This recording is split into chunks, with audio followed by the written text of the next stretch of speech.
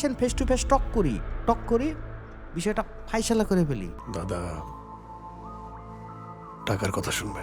দাদা প্লিজ, আমার ফ্যামিলি, আমার বাচ্চার কোনো ক্ষতি করো না দাদা।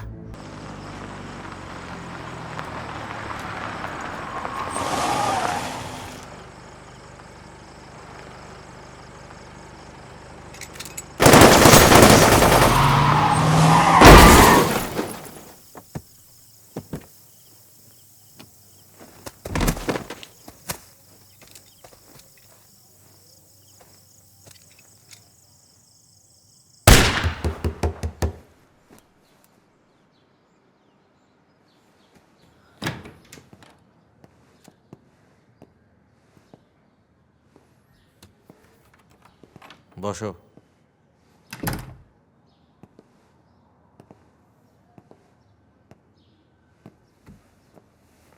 রঞ্জিতদা ফোন দিয়েছিল তোমাকে?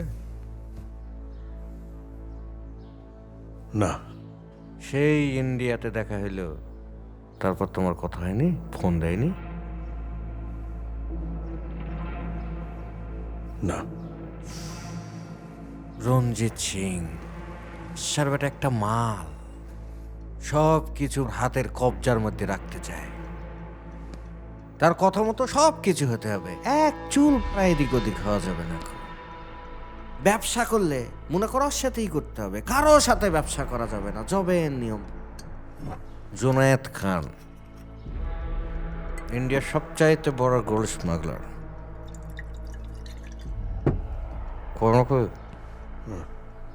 এই জুনায়েদ খানের কাছ থেকে মাল নিলাম।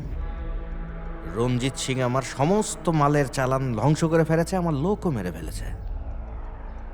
কিছুদিন আগে রঞ্জিত সিং এর একটা চালান ধরেছে হচ্ছে পুলিশ, আর রঞ্জিত সিং বলছে আমি নাকি পুলিশ দিয়ে সেটা ধরে দিয়েছি। ল্যাট ঠেলাম।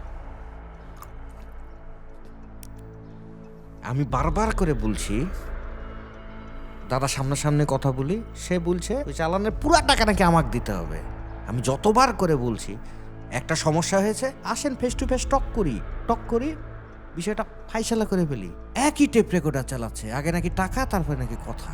আমার ফোন পর্যন্ত ধরছে না গো।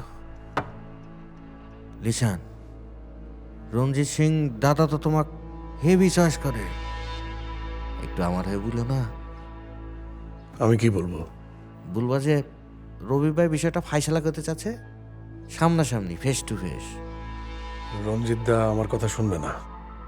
দাদা টাকার কথা শুনবে। টাকার কথাই বলবো, সমস্যা কি? টাকার কথাই বললো, ভিডিও কল দিয়েছি, কথা বললো।